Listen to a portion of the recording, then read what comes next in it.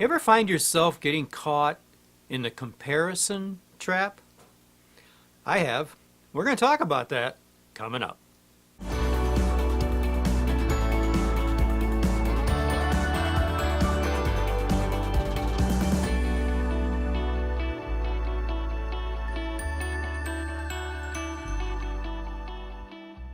Hi friends, Paul Gibbs with NoteSpire Music, and let's talk about that comparison trap just for a few minutes, and maybe we'll find a couple of ways to help avoid it. Yeah, well, I have been there, and I'm guessing that especially if you're a musician or whatever your craft may be, that you have been caught, as I have, in that comparison trap once in a while.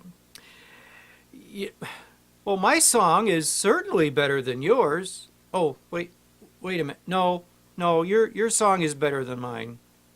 No, wait a minute. Or is it just different? You know, what makes a good song anyway?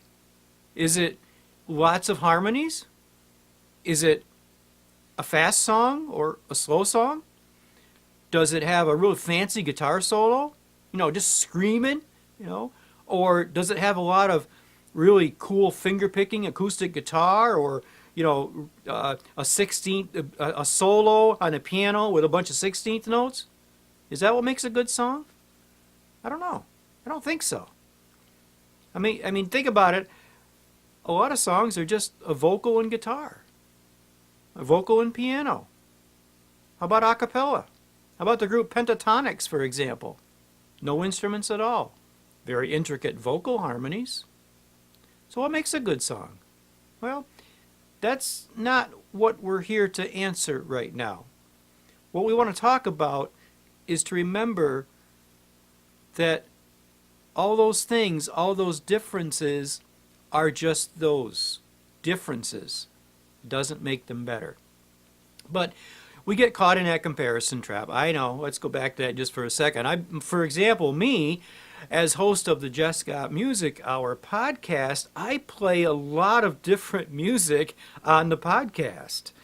And especially way back when I was doing that as a radio show, back starting in the mid-90s, oh my goodness. I mean, I was just starting out recording and writing Christian music, and I got caught in that trap. It seems like every week I was playing somebody's music that was a lot better than mine. My recording skills back then weren't all that great. I got better over the years, but I still got a long way to go. And I'm learning over the years, I haven't quite learned it yet because I still get caught, to avoid the comparison trap. So I want to help you with that as well. And first of all, what happens when we get caught there? And here's a quote from an article I read recently. It says, every minute you spend sizing up another band or another artist's music is one that you could spend developing your own music. So the comparison trap, it's a waste of time. It's a waste of time. At the very least, it slows you down. Worst case scenario, it stops you. Stops you dead in your tracks. And if you're a Christian musician, that's exactly what the enemy wants.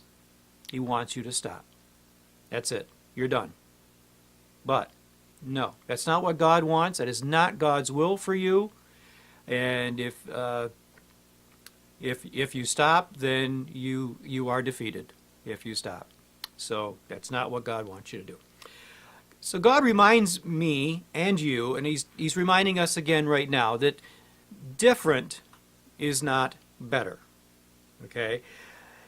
And what happens is when we get caught in that trap is we freeze, we slow down. But God wants us to get out of there. And He doesn't want us caught up in that thinking that what we're doing is not good enough.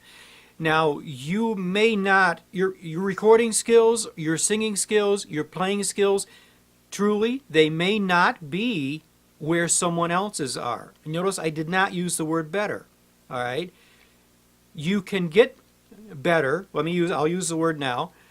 by practicing. God wants us to do that. He wants us to use our gifts to the fullest of our abilities, and practicing and things like that are good to do. He wants us to do that. So, but he doesn't want us to stop where we are. So maybe you've got a ways to go, and maybe I do as well. I know I do. But we need to keep going. We need to keep going and not get caught in that comparison trap. Another quote I saw, some comparison, okay, and sometimes it's good to compare. It goes like this: some comparison is completely natural and even helpful in music, because that can help us to get better. It can easily, though, become a distraction. Yeah, that comparison trap. Or even worse, it can be an excuse for not focusing on our own craft. Another thought: spending your time sizing up your music or my music against someone else's is a very bad use of our time. Yeah. My good friend Ted Brennan recently wrote a poem called "The Pit of Compare." He and I were talking about this topic, and he wrote a wonderful poem, as he often does, about these different things that we talk about. And some of the poem goes like this: I compared myself to others, which sometimes led to pride. But more often, there was envy, and I felt an aching deep inside. I cried out to my Father to get me out of there.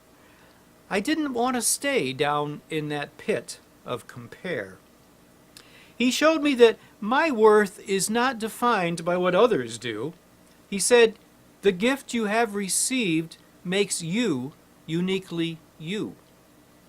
Use the gift I have given you. You've much that you can share. If you use them for my glory, you'll avoid the pit of compare. Yeah. Once again, we thank Ted Brennan for sharing his thoughts with us here. And until next time, my friends, I hope that you will be able to recognize that comparison trap and avoid it, or at least don't stay there, all right? Leave a comment below if you have got some thoughts on this topic. I'd love to hear from you. Maybe you're caught there now, and just let us know that. Maybe we can help you get out of there. Or maybe you've been there before, and what ways have you found that have helped you get out of that comparison trap, or as Ted calls it, the pit of compare. And feel free to subscribe to this channel for videos just like this and many, many more. As we release them, you'll be the first to know. Thank you so much for watching. Until I see you next time, take care of yourselves, please, and take care of each other. I'm Paul Gibbs. God bless you. Bye-bye.